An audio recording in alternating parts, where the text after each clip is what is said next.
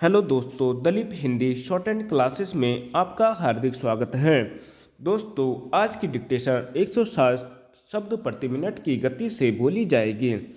Dictation start करते हैं 5 second बाद।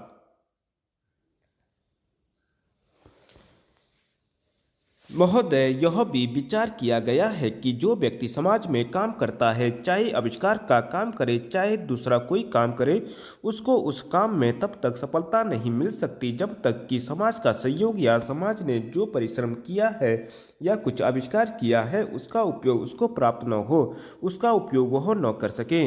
इसलिए जब भी कोई व्यक्ति किसी वस्तु का आविष्कार करता है तो आविष्कार करने में न केवल उसका अपना परिश्रम रहता है, लेकिन साथ ही साथ समाज ने जो काम किया होता है, चाहे विज्ञान के क्षेत्र में या प्रौद्योगिकी के क्षेत्र में या किसी अन्य क्षेत्र में, उस सबसे भी वह लाभान्वित होता है।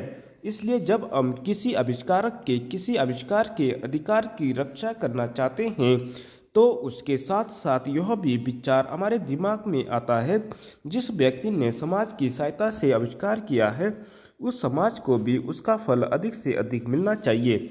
माननीय मंत्री जी ने भी कहा है कि पेटेंट लॉ इस सिद्धांत पर आधारित होना चाहिए। मैं समझता हूँ कि पेटेंट लॉ के पीछे दो सिद्धांत निश्चित हैं।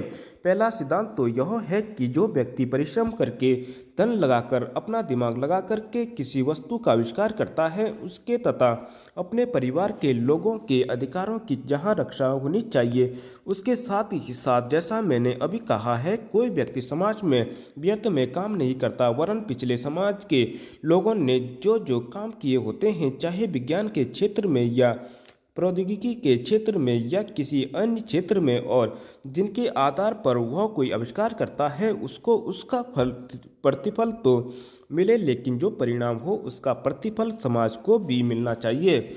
मंत्री महोदय ने कहा है कि जो यह सिद्धांत है वह भी इस विधेयक के पीछे स्थापित किया गया है और इस बात का ध्यान रखा गया है कि जहां हम किसी व्यक्ति के आविष्कार के जो अधिकार हैं, चाहे धन के उपार्जन का अधिकार हो या प्रतिष्ठा प्राप्त करने का अधिकार हो, उसे प्रतिष्ठा का और चाहे धन का दोनों का लाभ व्यक्ति विशेष को भी मिले।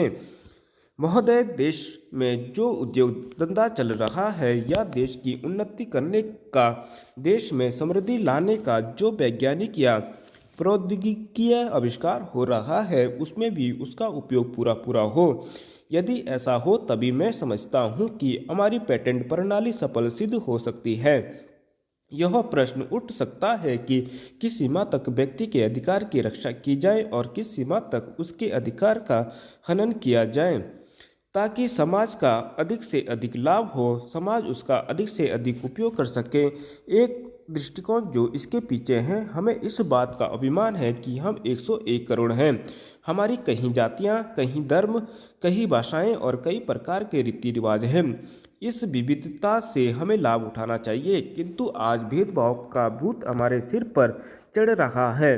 भारत की स्वतंत्रता मिली है, इसका अर्थ यह होना चाहिए कि गरीबों की सेवा के लिए आज तक हमें जो सुविधाएं उपलब्ध नहीं थी वे मिली हैं।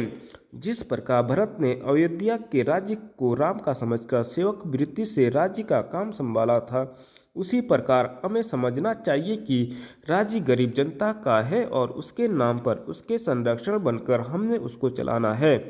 अब गरीब को ऐसा अनुभव होना चाहिए कि हर एक उसकी सेवा में लग रहा है। सूर्य के उदय होने पर धनी गरीब सबके घरों में प्रकाश पहुंचता है। ठीक उसी प्रकार स्वराज्य का लाभ सबको एक समान मिलना चाहिए। इसका सुख धनी निर्धन सबको बराबर मिलना चाहिए। जनता को हमने वचन दिया था कि स्वराज्य मिलने पर हम आपके दुख दूर करेंगे। अब वह समय आ गया है जबकि हमें अपने उस दिए हुए वचन को सार्थक करना है। इतने बड़े देश में विचार भेद होना स्वाभाविक है। देखना यह है कि हम लोगों के विचारों में कुछ समान अंश भी हैं या नहीं। यदि हैं तो समान कार्यक्रम बनाइए। इस प्रकार कार्य करने से हमारे भेदभाव कम होते होते एक दिन मिट जाएंगे और अच्छी बातों का अपने आप उदय होने लगेगा। अगर उसी प्रकार भेद स्थापित करने का प्रयत्न किया गया तो लोग सत्ता के पीछे पड़ जाएंगे और स्वराज्य प्राप्त होने का आनंद हम लोगों को नहीं मिल सकेगा। अध्यक्ष जी, किसी भी देश की विदेश नीति अपने में कोई स्वतंत्र नीति नहीं होती है, वरन वह किसी देश की आंतरिक नीति को स्पष्ट करती है। उदाहरण के लिए हम अमेरिका को ले सकते हैं। उसने अपने यहाँ अधिक अन्न पैदा किया और जब उसके पास अनाज फालतू बच गया तब वह अपने बकाया अनाज की बिक्री के लिए ऐसे देशों की तलाश करने लगा जो उधार पर माल ले सकते हो। किंतु हमारी आंतरिक नीति ने यह तय किया कि खर्चीले ढंग से सरकार चलाएंगे और स्वदेशी मुद्रा की कोई राशि हमारे पास नहीं बचेगी। हमने कर भी लगा दिए और मुद्रा प्रसार भी कर दिया। कुछ संकट पड़ने के बाद इस बात की आवश्यकता को नहीं समझा कि उस पैसे का कहीं अन्यत्र उपयोग कर सकें। श्रीमान, मुझे माननीय प्रधानमंत्री जी के इस कथन पर दुख होता है कि दुनिया के अमीर और गरीब देशों का अंतर लगातार बढ़ता जा रहा है। मैं उनसे यह पूछना चाहता हूं कि भारत की विदेशी नीति ने उस अंतर को घटाने की क्या कोशिश की है? क्या भारत सरकार ने कभी दुनिया की पंचायत में यह कहने की हिम्मत की है कि बालिग मताधिकार के आधार पर यूएनओ का चुनाव होकर एक संसद बनाई जाए? और क्या आप में यह देखने की हिम्मत है कि फौज के हिसाब से कर लगाकर एक विकास का खाता खोल दिया जाए? जो देश विकसित हैं उनके मजदूरों का 1 घंटा हमारे देश के मजदूरों के 100 घंटों के बराबर माना जाता है, क्योंकि उनके पास साधन हैं।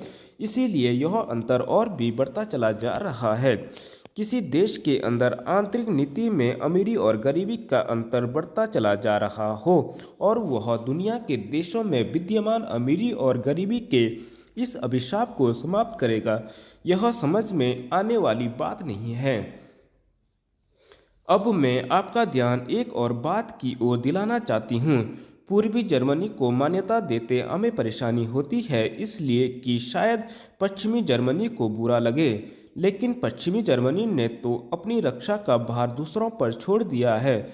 उसने अपनी पूरी शक्ति इस बात पर लगा दी है कि अधिक से अधिक उत्पादन किया जाए।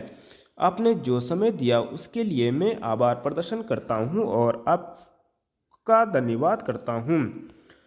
अध्यक्ष जी, जिस समय पाकिस्तान ने भारत पर हमला किया था उस समय उन्होंने देश की रक्षा के लिए महत्वपूर्ण कार्य किया था। इसके साथ ही मैं मंत्री महोदय को यह भी स्मरण दिलाना चाहता हूं कि शायद उन्होंने इस पर ध्यान नहीं दिया कि इस बार जो राष्ट्रीय पुरस्कार मिले हैं उनमें रेलवे प्रशासन को केवल 2 ही प्राप्त हुए हैं, जब कि मैं ऐसा मानता हूं कि हमारी सेना के बाद अगर किसी ने युद्ध काल में सराहनीय कार्य किया है तो वह रेलवे प्रशासन अथवा रेलवे कर्मचारी और अधिकारी हैं। इसलिए उनके मनोबल को बनाए रखने के लिए और उनको प्रोत्साहित करने के लिए रेल मंत्री को इस बात पर भी ध्यान रखना चाहिए और इसका प्रयास करना चाहिए कि जो भी इस तरह के प्रोत्साहन मिले उनमें रेलवे का विशेष ध्यान रखा जाए। रेल मंत्री महोदय ने अपने वक्तव्य में भी रेलवे कर्मचारियों की प्रशंसा की है या उनको प्रोत्साहन दिलाया है, लेकिन यह प्रोत्साहन शांति काल में भी बना रहना चाहिए। रेलवे ने युद्ध काल में जो काम किया वह तो देश की रक्षा का महान उद्देश्य था, लेकिन उसके बाद देश के निर्माण में या गरीबी मिटाने के लिए जो युद्ध होता है उसमें भी प्रत्येक रेलवे कर्मचारी का मनोबल उसी तरीके से बना रहे, इसके लिए भी रेल मंत्री महोदय को कुछ कदम उठाने की आवश्यकता है। मैं ऐसा मानता हूं कि वह किसी भी तरीके से करें, उनका तरीका कुछ भी हो, लेकिन उनको यह करना चाहिए कि जितने भी रेलवे कर्मचारी हैं, जो भी रेलवे को मुनाफा हो उसमें वह साझेदार हों। चाहे आप उनको बोनस के रूप में कुछ दें, चाहे किसी और तरीके से दें, लेकिन हर वर्ग के रेलवे कर्मचारी को मालूम होना चाहिए कि यदि वह देश के निर्माण के संबंध में ठीक तरह से काम करेगा तो उसको पुरस्कार के रूप में या वेतन के अंश के रूप में अपने वेतन के अलावा पैसा मिलेगा। इसी प्रकार इस संबंध में मैं एक और सुझाव देना चाहता हूँ। स्वतंत्रता के बाद रेल प्रशासन भारत सरकार का प्रशासन हो गया है, लेकिन यह लोकसभा एक विशेष उद्देश्य को लेकर चुनी गई है। यह उस कार्यक्रम का एक नमूना ही है। गांधी जी ने अपने जीवन के सभी पहलुओं पर प्रकाश डाला था। धन को वे संयम से व्यय करने के हक में थे। धन्यवाद।